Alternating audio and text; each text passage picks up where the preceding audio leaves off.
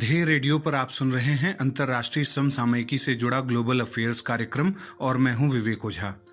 हाल ही में भारत ने चीन को एक महत्वपूर्ण मामले में मात दी है। दरअसल RECAAP यानी रीकैप यानी regional cooperation agreement on combating piracy and armed robbery against ships in Asia का नया एग्जीक्यूटिव डायरेक्टर भारत के कोस्ट गार्ड के महानिदेशक के नटराजन को चुना गया है। चीन की भी इस पद पर निगाह थी, लेकिन क्वाड देशों का समर्थन भारत के साथ तो था ही, साथ ही म्यांमार, बांग्लादेश और श्रीलंका ने इस मामले में भारत सरकार का साथ दिया। दो दक्षिण पूर्वी एशियाई देश सिंगापुर और थाईलैंड ने भारत के पक्ष में मतदान नहीं किया। उसके बावजूद भी भारत का व्यक्ति ही इस पद पर निर्वाचित हुआ। निश्चित रूप से यह भारत द्वारा सागरीय सुरक्षा में किए जा रहे महत्वपूर्ण योगदान को एक नई पहचान मिलने जैसा है। भारत समुद्री व्यापारिक मार्गों की सुरक्षा, स्वतंत्रता के लिए क्वाड सहित कई देशों के साथ मिलकर काम कर रहा है। भारत का सागर विजन इस मामले में काफी महत्वपूर्ण है। इन्हीं बातों को ध्यान में रखकर अभी हाल ही में एग्जीक्यूटिव डायरेक्टर पद के लिए जो निर्वाचन हुआ, उसमें भारतीय उम्मीदवार ने 2/3 बहुमत प्राप्त किया। भारत ने रीकैप के कुल 21 सदस्यों में से 14 देशों का समर्थन अपने पक्ष में पाया, यानी 14 देशों ने भारत के पक्ष में मतदान किया।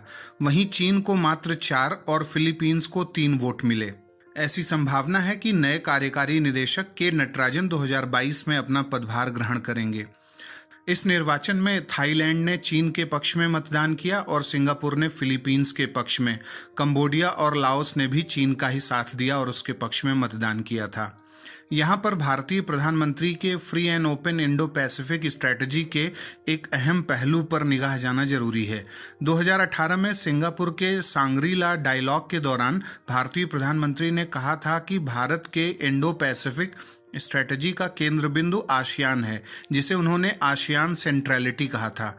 वास्तव में हिंद महासागर और प्रशांत महासागर की सुरक्षा, नौगमन की स्वतंत्रता यानी फ्रीडम ऑफ नेविगेशन, छोटे द्वीपीय देशों की स्वायत्तता और संप्रभुता की सुरक्षा के लिहाज से दक्षिण पूर्वी एशियाई देश यानी आसियान देश एक अति महत्वपूर्ण कड़ी हैं।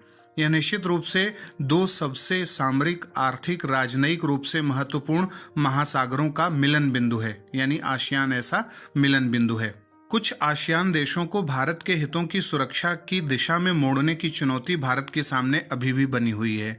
चीन के अवसंरचनात्मक विकास और निवेश परियोजनाओं के मोह से कुछ आसियान देश कैसे बचेंगे, यह भारत को गंभीरता से सोचना होगा।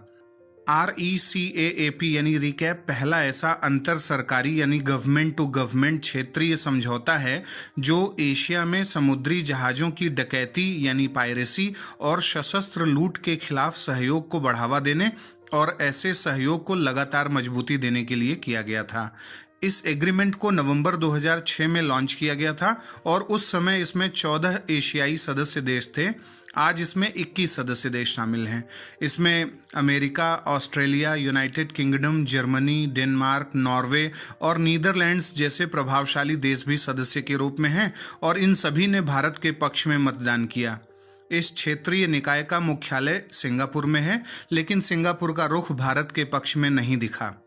इस निर्वाचन से एक बात यह भी साफ हो गई कि भारत को आसियान देशों से और मजबूत संबंध विकसित करने होंगे और दक्षिण चीन सागर के मुद्दे पर आसियान देशों के साथ जितना बेहतर डिप्लोमेटिक रिलेशन भारत मेंटेन रख पाएगा, उतना ही बेहतर होगा। अब बारी है आज के सवाल की। निम्नलिखित कथनों पर विचार करें। पहला, रीकैप जिसका एग्जीक्यूटिव डायरेक्टर एक भारतीय उम्मीदवार चुना गया है का मुख्यालय सिंगापुर में है। दूसरा ऑप्शन, 2006 में लॉन्च किए गए इस क्षेत्रीय समझौते में एशिया महाद्वीप के बाहर के कुल 21 सदस्य देश शामिल हैं। उपरोक्त में से कौन से कथन सत्य हैं? ए केवल 1, बी केवल 2, सी 1 और 2 दोनों, या फिर डी न तो 1 न ही 2। आप अपना उत्तर हमें कमेंट बॉक्स में बता सकते हैं।